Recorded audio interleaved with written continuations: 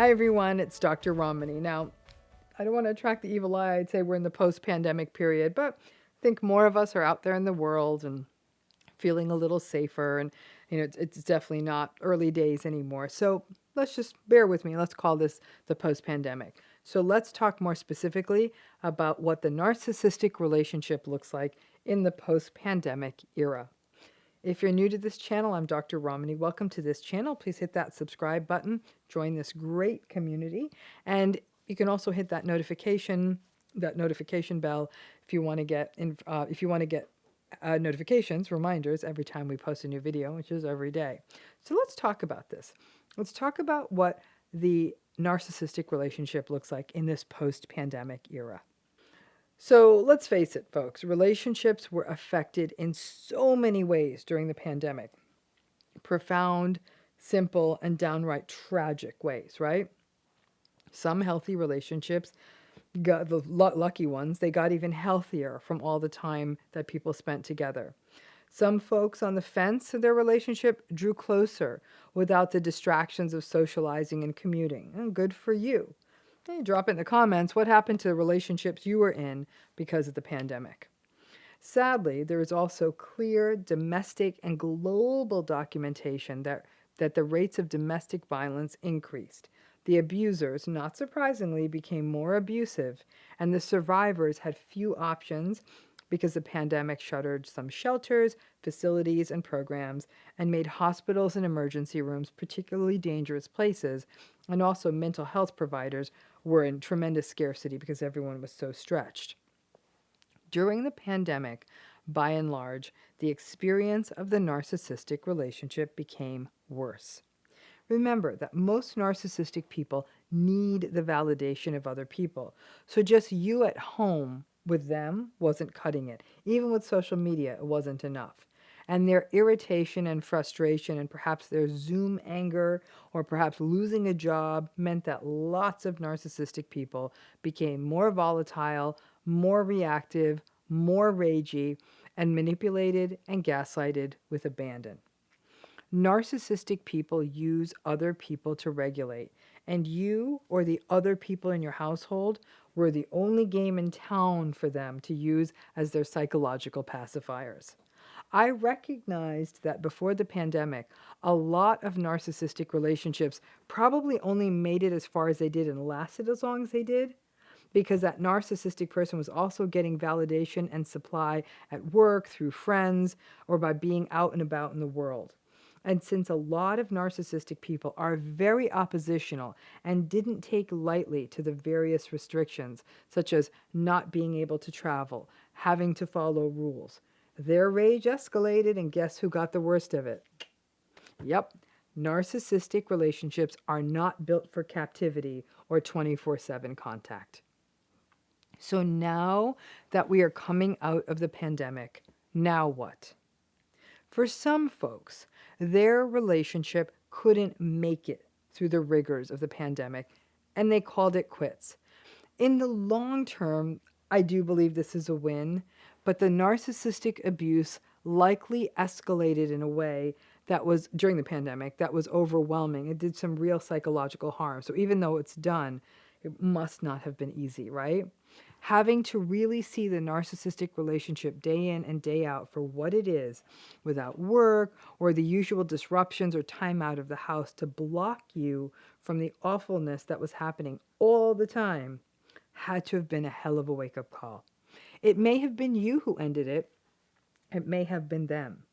But ultimately, and not surprisingly, the narcissistic relationship for many, many people was not able to withstand the rigors of 24/7 contact. For some of you, you stuck it out. Maybe your job still required you to leave the house. Maybe the narcissist still had enough distractions. Maybe you just have great endurance. Or maybe you stayed for all the usual reasons: hope, fear, guilt, kids, that kind of stuff. And now the narcissist is going back into the world. So despite the existential life lessons we all got in the past few years, your life will remain the same narcissistic relationship mess. However, The distractions of normal life again may actually temper and even lighten some of the impact on you because you don't need to see them as much. There's that at least, right? For some of you, you stuck it out. You actually thought, oh, great, they aren't so distracted. We are all at home during the pandemic. Maybe that will make this relationship work. And now that they're able to be back in the world, the narcissists are back in the world, they're little validation sponges, aren't they?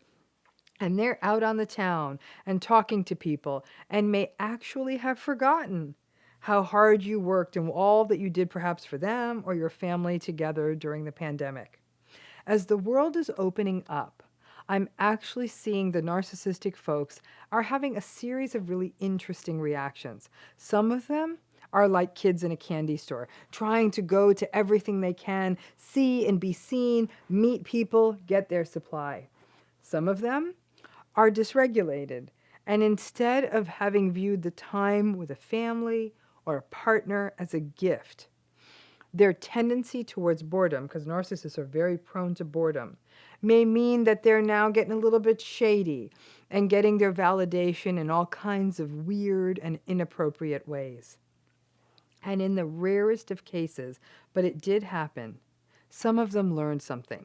Some narcissistic folks may have actually slowed down, maybe got into remote therapy, and some shifted a little. Now, those are unicorns who every so often do gallop around the post-pandemic world. Most of us did not have anything resembling that experience.